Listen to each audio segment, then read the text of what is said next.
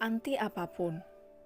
Pagi yang cerah, dengan senyumnya, Lexa berjalan melewati setiap murid tanpa menyapa mereka.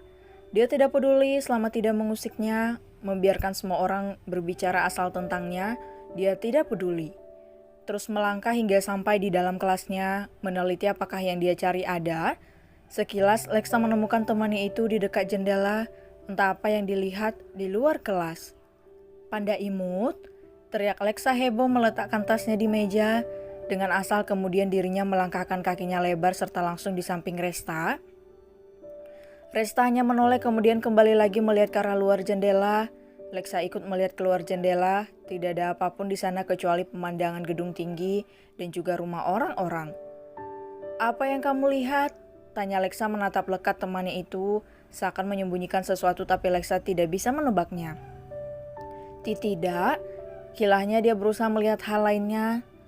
Lexa yang merasa ada gelagat aneh dari temannya itu langsung mengajaknya ke atap sekolah, menarik tangan Resta pelan untuk mengikuti langkahnya. Meski tidak mengerti dengan pasrah, Resta tetap ikut. Tidak ada rasa malu seperti saat pertama kali, tidak peduli dengan tatapan para murid lainnya, Resta tetap mengikuti karena tangannya digenggam erat oleh Lexa.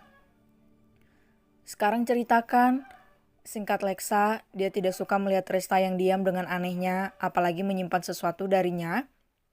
Tidak ada. Bukannya teman adalah tempat kita bisa bercerita apa saja? Ayo cepat cerita mumpung aku lagi baik nih mau dengar," celutuk Lexa. Aku masih belum siap."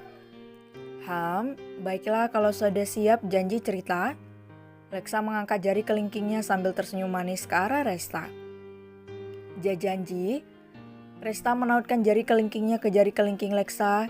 Dia tersenyum karena Lexa tidak memaksanya untuk bercerita. "Aku punya sesuatu untukmu. Ini hadiah karena kamu sudah mau menemaniku di pesta kemarin." Lexa menyodorkan bungkusan kecil di hadapan Resta. Resta membuka bungkusan itu dan mengambil sebuah gelang yang berinisial namanya dan angka 2 di bagian tengahnya. Sangat cantik, tapi kan dia bukan perempuan. Resta bingung mau diapakan gelang itu. "Itu aku buat dengan tanganku sendiri loh. Bagaimana, bagus tidak?" tanya Lexa antusias. Bagus, tetapi..." "Sudah, pakai saja gelang ini, memang dibuat khusus untukmu sebagai teman keduaku. Dan ingat jangan melepaskannya jika tidak ingin aku akan marah padamu," ucap Lexa menekan kata-katanya. Restanya tersenyum dan mengangguk menyetujui ucapan Lexa. "Sekarang tersenyumlah Panda imut, kamu semakin imut jika tersenyum, hihihi," gurau Lexa agar Resta senang, dan benar saja Resta tersenyum sesuai permintaan Lexa. Kemudian keduanya bercerita apa saja tentang keduanya sambil sesekali tertawa bersama. Mereka seakan lupa bahwa di dalam kelas wali kelasnya sedang mencari keduanya. Padahal pelajaran sudah berlangsung, namun batang hidung keduanya belum muncul. Berbanding terbalik dengan Lexa yang sudah tertawa, meski hanya satu teman di sekolah, Alex jangan ditanya. Sampai saat ini dia belum mempunyai satu teman dekat pun di sekolahnya.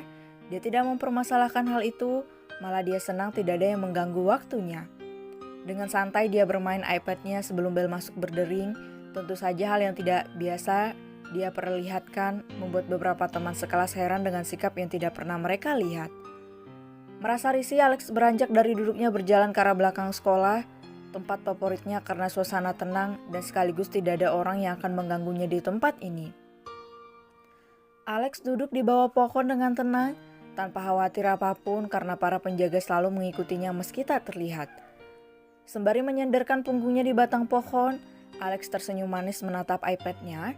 Tentu saja dia melihat perkembangan calon masa depannya. Sejak kepergiannya, Alex selalu memantau dari layar iPad-nya dan mengirim apapun yang dibutuhkan. Sungguh menggemaskan, sangat lucu.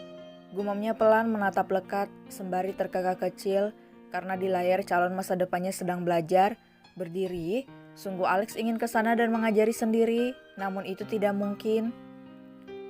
Masih kecil udah bucin, gimana besarnya nanti coba? Bisa dibayangkan? Kirimkan mainan terbaru dari toko. Setelah mengirimkan pesan, Alex kembali melihat layar gambar itu. Setiap melihat, walau sebentar hatinya merasa tenang. Entah apa yang terjadi dia pun tidak mengerti. Masih kecil namun dia ingin selalu melihat dan mendekat. Setelah pulang sekolah, Alex maupun Lexa bersantai di taman belakang tempat favorit mereka berdua. Keduanya selalu membawa iPad mereka kemana-mana meski tidak dibawa tapi sudah menjadi kebiasaan. Kak, adik punya ide. Celutuk Lexa, dia memang tidak pernah bisa untuk diam sebentar saja. Apa salahnya kalau mereka bermain seperti anak kecil lainnya? Apa? Singkat Alex. Biar gak ribet, bagaimana kalau adik buat sesuatu yang bisa selain iPad ini yang lebih canggih gitu, terus terhubung sama yang di sana. Bentuknya harus kecil, tersamarkan dan orang lain akan menganggapnya biasa saja. Celutuk Lexa panjang kali lebar. Kecil ya? Alex memikirkan bentuk seperti apa yang akan cocok dengannya. Ditambah anti apapun, kan enak tuh kak, tidak mudah rusak walau apapun yang terjadi. Tambah Lexa lagi, dia sangat antusias jika sudah menciptakan hal-hal baru. Bagaimana dengan anting? Itu tidak cocok dengan kakak. Lexa masih bisa. Gelang saja kak biar lebih keren. Lanjut Lexa lagi. Terserah saja. Pada akhirnya Alex pasrah jika sudah seperti itu. Kak, pinjam iPad-nya boleh? Alex menatap lurus ke depan memandangi taman. Lexa mengambil iPad Alex yang tergeletak, membukanya masuk sebuah pesan. Sesaat Lexa diam namun sejurus kemudian dia bertanya pada kakaknya. Kakak, mengirim mainan lagi. Wajah Lexa berubah masam. Alex menoleh sekilas menganggukkan kepalanya pelan kemudian kembali lagi menatap ke depan tanpa tahu ekspresi adik kesayangannya itu. Lexa diam, tidak bertanya lagi, entah kenapa dia merasa cemburu. Padahal baru minggu kemarin kakaknya itu mengirimkan banyak mainan. Bukan hanya minggu kemarin saja, bahkan minggu-minggu yang lalu pun begitu. Mereka berdua berada dalam pikiran masing-masing. Di lain tempat, ibu satu anak itu dengan telaten membantu anaknya yang ingin berdiri. Tok, tok, tok. Permisi. Iya, tunggu sebentar. Setelah membuka pintu, betapa kagetnya karena melihat banyak kotak di depan pintu yang pasti dia sudah tahu siapa pengirimnya. Mohon ditandatangani ya Bu, terima kasih. Ucap pengirim itu yang tak lain adalah anak buah Alex yang menyamar sebagai abang kurir. Iya, terima kasih mas. Karena menerima selembar kertas, dia kemudian membubuhi dengan tanda tangan setelahnya mengembalikan kertas itu. Setelah kurir itu pergi karena meminta tolong para bodyguard yang berjaga di depan untuk membawa semua kotak itu masuk. Anak yang baik, ini pasti karenamu sayang. Ucapnya pelan melihat begitu banyak kotak dan beralih melihat putrinya yang masih belajar berdiri.